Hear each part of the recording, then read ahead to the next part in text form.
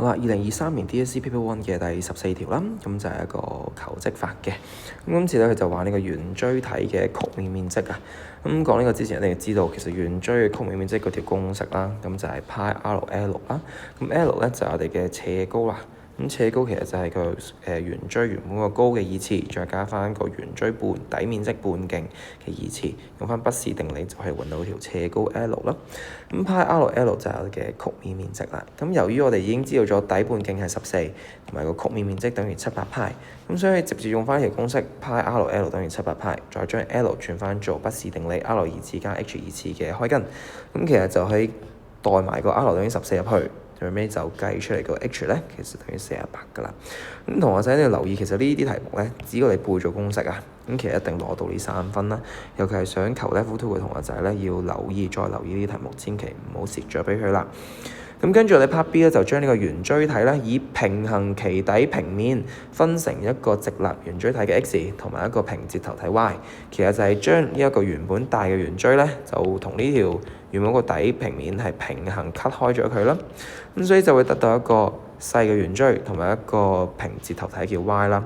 咁留意翻啦，我哋嘅細圓錐同埋大圓錐一定係相似㗎啦。只要你 cut 開嘅時候，細嘅圓錐同大嘅圓錐係相似嘅。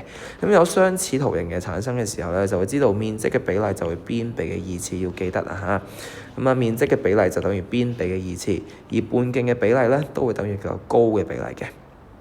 咁所以再睇翻啦，我哋邊比嘅二次其實就會等於個高啦。睇翻個高先，如果呢個係原本小圓錐個細 h 啦，咁48係咩嚟㗎？係個大圓錐，大圓錐嘅高叫48，所以呢個高嘅比例嘅二次咧，就會等於佢兩個面積之間嘅比例。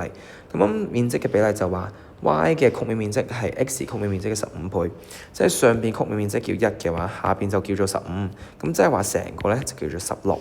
咁所以面積比咧就會係1再除翻15加1啦。再講多次，咁呢度細嘅圓錐曲面面積係1，成個大嘅圓錐曲面面積係15加1就係16。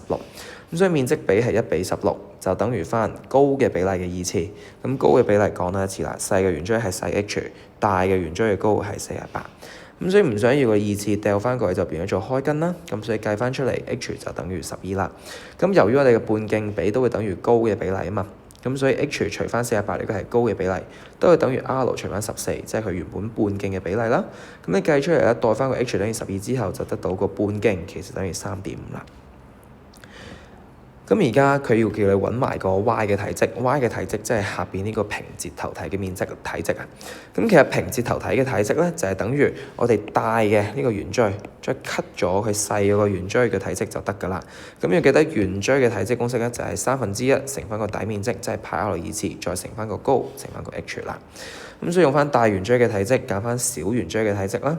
咁其實代翻啲數字入去啦，大圓錐嘅半徑係14，大圓錐嘅高係48，小圓錐嘅半徑係3.5，小圓錐嘅高係12。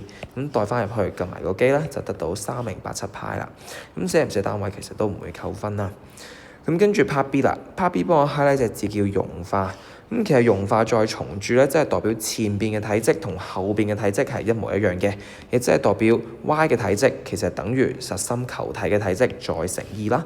咁即係話你可以得到呢條式。Vy 即係 y 嘅體積就等於球體體積再乘2啦。咁球體體積嘅公式就係4/3派 r 嘅3次，留意係3次啊。咁所以代翻啲數字入去啦。咁 Vy 頭先計出嚟係3087派啦。咁而家 V 球體嘅體積就係4/3派 r 嘅3次乘翻2啦。咁撳翻機啦 ，r 3次就會得到1157.625啦。咁我用翻 Shift X 3次去開根3次啊。呢個符號開根3次，咁就得到個半徑其實等於10.5啦。咁由於今次佢問嘅唔單單只係半徑啊，係個直徑喎，咁所以再將個半徑乘2就得到個直徑，即係21啦。